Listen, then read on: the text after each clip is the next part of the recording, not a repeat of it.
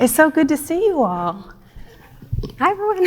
So I want to dive right into this. We have Never Not Working, your new book. I mean, so it's coming out in February, right? Yeah, the 6th. I'm so excited. Yeah, I'm very excited. I got an advance copy. Not to I think they will too. Yes, you will, if you didn't know. So I just want to ask, really set the mood here. And we're in a safe space. It's like a few dozen of our closest friends. How many people have experienced burnout in their career? Yeah, I see a lot of hands. How many who are managers say that their teammates or their employees say they felt burnout in their career? Yeah? What do, right? Well, Melissa's here to help us navigate all of that, right? I hope I have some answers.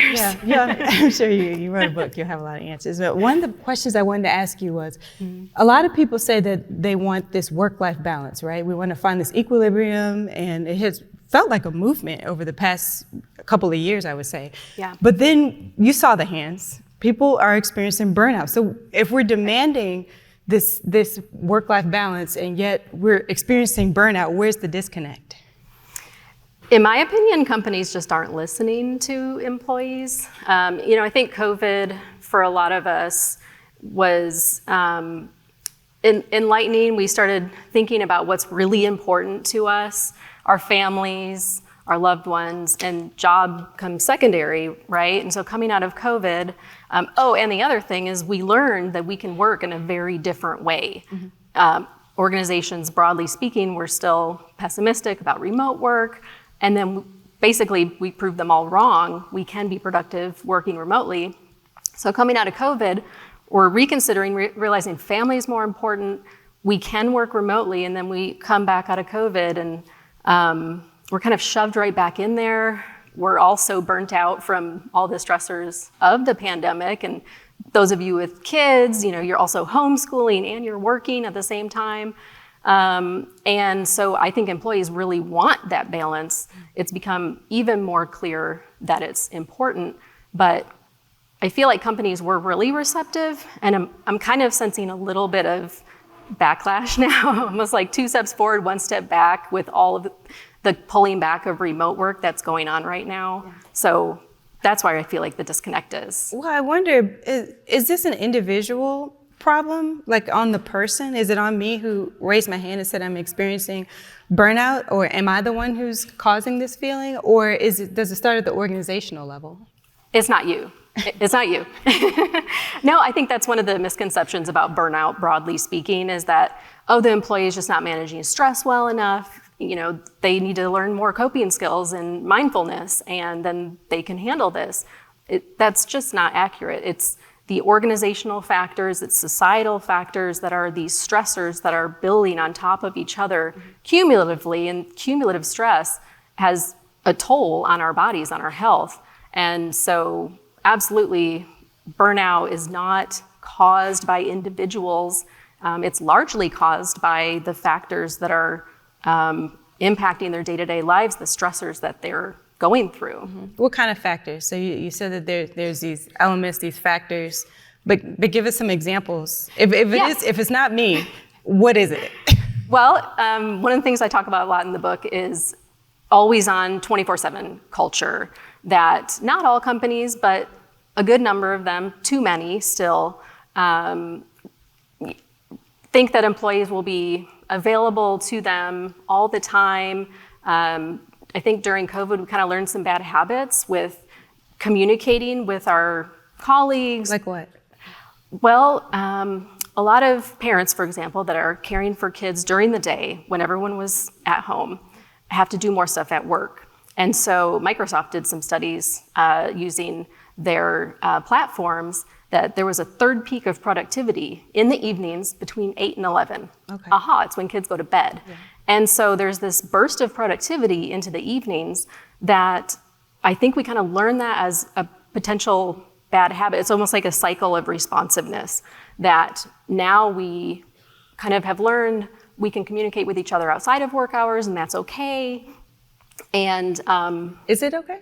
no, I don't think it's okay. Is it okay with y'all? And I need to be better about that too. I have some students sitting here and I'm like, I know I send them emails late at night. So I need to be better about that too. So just as a quick aside before the next question, like you said, sometimes you even admit you send it yourself. So have you dealt with feeling overworked, part of the hustle culture? What has been your own experiences? Can you share a little bit? Yeah, so some things that I've tried to do, I try to practice what I preach. I keep on reading all of these great studies about, for example, the importance of recovery strategies. Okay. And again, it's an employee kind of dealing with and coping with the pressures that are put on them. So for me as a workaholic, one of the things that the first step is you admitted you're a workaholic. If you read the book, yeah, I can give you some examples if you want to, but definitely, I wrote this book because it was kind of me search. I was trying to understand myself. Okay. So for a workaholic, it's hard to just sit and do nothing. Mm-hmm. So mastery experiences is how I can recover from work, but also focus on something else, like learning a new skill. Learning to play guitar. My editor was doing that as we were writing the book. Okay. So it's like you're focusing on something else, not work related, but I am not just sitting idle. I'm learning how to do mindfulness. I'm not very good at it yet, but I'm learning, I'm trying. So was there a point that, or an experience that you had in your own past that you realized, okay, this was a moment for me that I realized I need to maybe turn this around, and it's okay not to always be on? Yeah, so as I said, I definitely have been a workaholic basically since I was a kid. I was that kid that, did sports and then all the clubs, all the things. And I went to undergrad. Instead of enjoying my first summer after a freshman year, I decided to take a job working 80 hours a week, selling books door to door, because I'm a type A driven personality. And so I didn't even think that was a problem. I was like, I'm building up my leg muscles, walking, literally walking door to door 80 hours a week. I got my steps.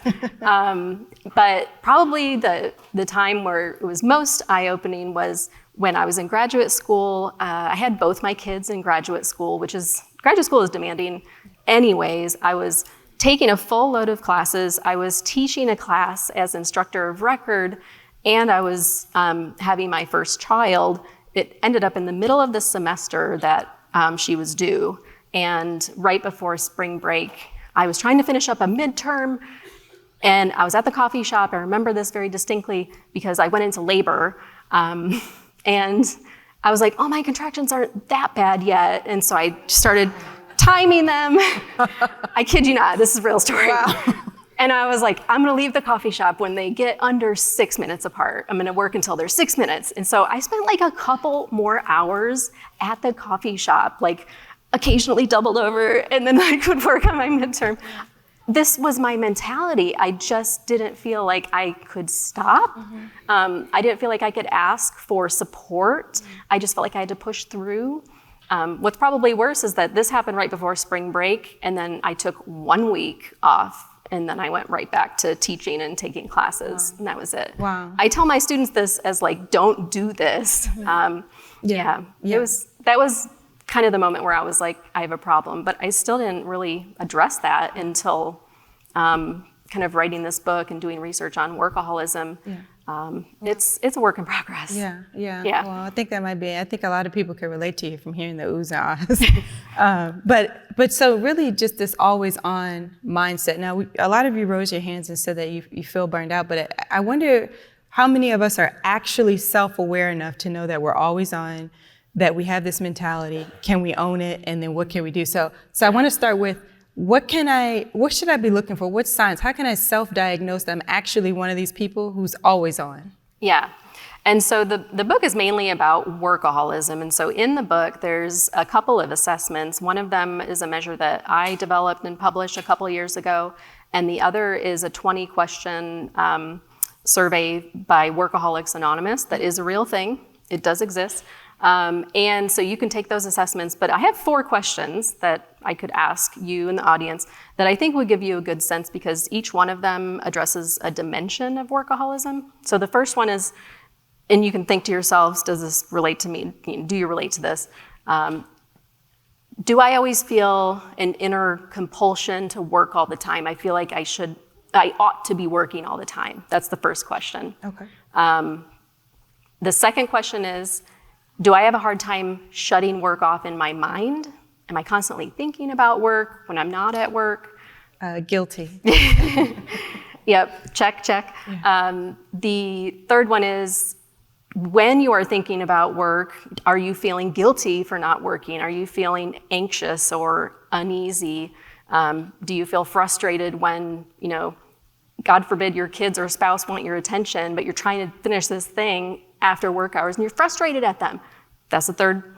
The fourth one is the obvious one, is that's the behaviors. Mm-hmm. So you're, integrating work into everything. You're taking work on vacations. For example, I will say I am working on myself. I've been a professor, this is my 14th year, and I just, for the first time ever, went on a vacation over New Year's and didn't bring my laptop. Wow. Progress? I don't know, it's so depressing when I don't know if some of you can relate. To me, it was like I can't fully disconnect. I have to have that tether. I have to have work just sort of close. Yeah. And so that was a big step. Yeah. My husband made me leave it. Yeah. He was like, you are not. So it wasn't, I had to be coached through it. Yeah. Well, so I do want to know, how do I let go of work? And maybe I'm asking for a friend. How do I let go of work and be assured that the work got done? I didn't double check, and I didn't look at the email at midnight before I went to bed or first thing when I got up in the morning. How do I let go and still feel self-assured what got done, what needed to get done actually got done? Yeah. So people like you and me, workaholics, they have a hard time letting go. They like to control everything. They also tend to be perfectionists, thinking, it has to be perfect, but also they're the only ones that can make it perfect. Mm-hmm. So I think part of letting go is entrusting your team. I mean, you didn't hire idiots. You hired very smart people with specific skills that they remind me all the time. Yeah, and we're not experts in everything either. We have our areas that we have strengths in, and we should focus on that. Mm-hmm. And delegate and trust our employees that, we hired good people. They can actually finish the project maybe better than you even thought it could be. Yes. So trust your people, folks. Trust your people. Yes, that's what I hear. So I want to know, when you talk about culture, I actually want to take this in a geographical sense. Is there more of a propensity to be a workaholic, rise and grind, hustle culture, always on, in individualistic cultures like the United States, or collective cultures like in Japan? Is this a global phenomenon? It is. It can be exacerbated, I think, by in our U.S. culture. In Japan, you mentioned Japan. Karochi is the term for death by overwork. Mm. It is such a problem there. In the book, I interviewed dozens of individuals from Workaholics Anonymous, and they're from all over the country. I interviewed people from Australia, Mexico, New Zealand, Canada, various countries around Europe. Actually, the most research on workaholism is done in Europe, mainly Netherlands, Italy. Mm-hmm. So countries that are doing a lot better than the US in terms of paternity, maternity leave, and just having a better work-life balance. And even they have issues, with workaholism. So it is global. Of course, it can be, I think, exacerbated, particularly, in my opinion, in the U.S. Yeah. And but it's everywhere. It was good to know it's not just an American problem. Yeah, that's true. I guess. So we were talking ahead of time before this conversation, and Melissa, you mentioned this 4-day work week. There's been a lot of buzz around it. I don't know if you all have seen articles on it, but the 4-day work week. Mm-hmm. Can you explain what that is, and has it actually helped this always on culture problem? Yeah, so I wasn't that familiar with the 4-day week movement until writing the book. I interviewed one of the co-founders, and I also interviewed a couple other people affiliated with the organization. And in our conversation, you mentioned something like, oh, I think I had a 4-day work week. I worked 4 days. I did. 10 hours a day. I did. And I said, that's not a 4-day. That's not what I'm talking about. I was like, it's 4 days. I mean, I was tired. No, I mean, in research, we call that a compressed work week. It's actually, the 4-day week is taking the 40-hour week and shrinking it by a day. So a 32-hour work week and not reducing pay. That's also critical. So same amount of pay, 1 fewer days. It doesn't have to be 4 days. It could be 5 days a week, but just, 8:30 to 3 if that works for your schedule. And, that could be really great with parents with kids, that kind of thing.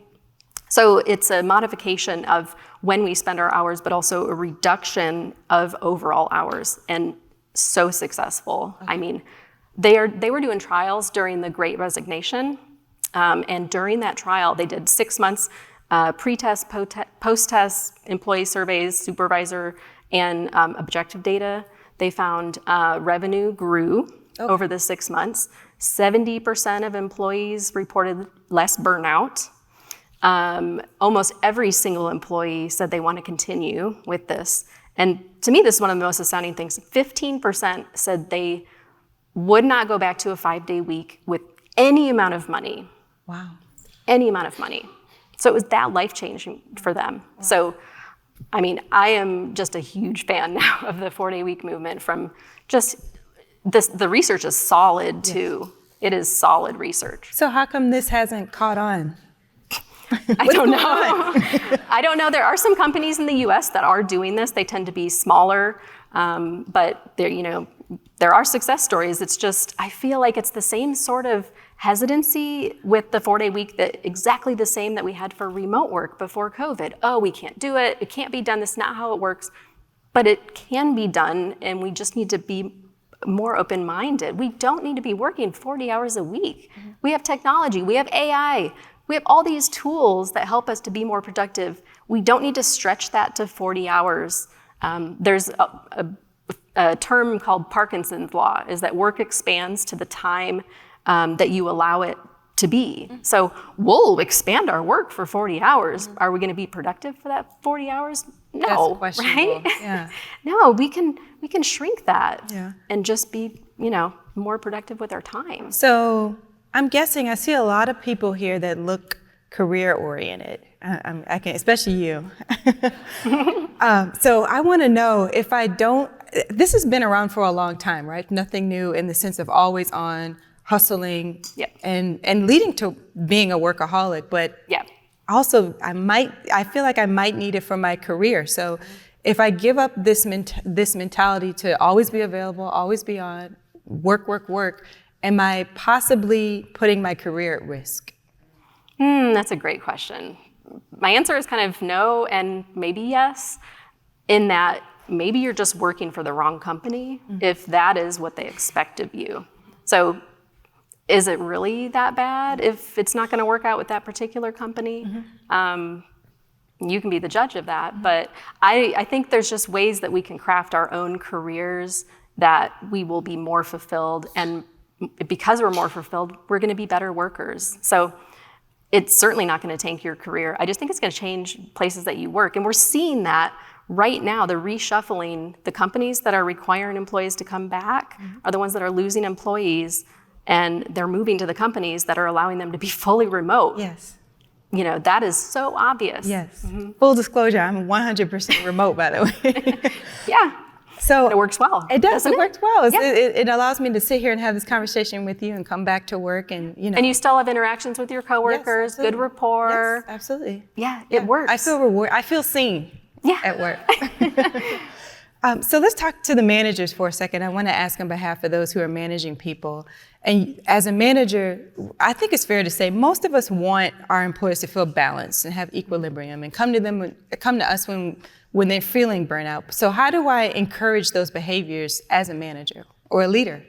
Yes, and I am trying to work on this myself. I think the most important thing is to be a good role model of what you want your employees. So if you're a workaholic and you're saying to your employees, well, you can have all the balance, but you are exhibiting all those workaholic tendencies, they are learning that this is the way it actually should be. And so being a good role model for that, first and foremost. But there are some techniques that I learned about through different interviews. One I thought was pretty interesting. I know some people have started putting the thing at the bottom of their email. My work hours may look different than yours. Feel free to respond whenever you want. And then they send these emails at all hours of the night. So, and I'm guilty of this too.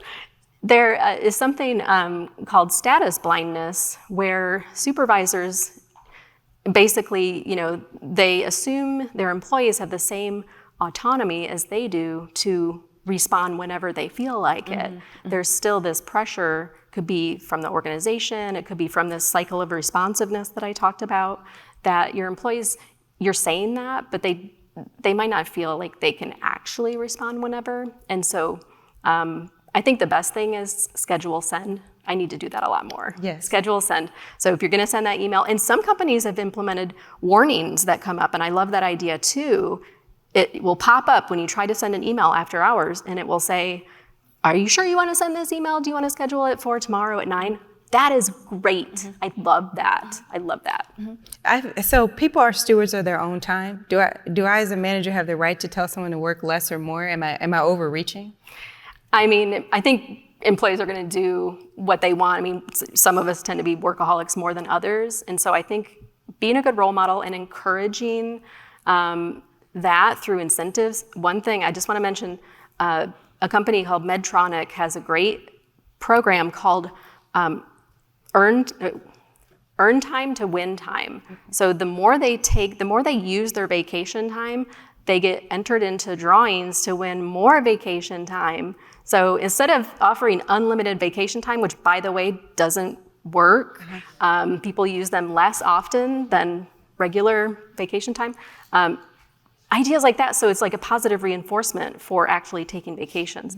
I thought that was pretty ingenious. I love that. I haven't come across it yet. I hadn't either. I thought it was great. So how does an always-on workforce actually affect productivity of a company? You mentioned that it's better. So what does some of this productivity look like? I know we're running out of time, but I will say across the board, it is not related to being more productive. And actually, it's related to lower performance across the board if you want to talk about big picture. And I go into the book different things. You're not as good of a teammate or boss, and so that kind of hinders the morale of the group. You're also not recovering from your stress, and so because of that lack of recovery, you're actually performing worse. And so for a lot of different reasons, the science is very clear. Workaholism is not related to being more productive. Okay. It's just related to spending more time at work. All right. I got to put that in a memo for a few people at work. Yeah. We equate hours worked with productivity, and we need to stop doing that. Yes. Just really quickly, in a couple of seconds, why is the book a must read? I think now is as good a time as ever to try to make some change, try to resculpt the way we work. Hopefully this helps make a small dent. Wonderful. Well, Melissa, thank you for giving us permission. I suggest that you all find the balance that you're looking for if you do feel burned out. You deserve it, right? Yes, you deserve absolutely. it. Give yourself a round of applause. Thank you. Thanks. Thank you so much.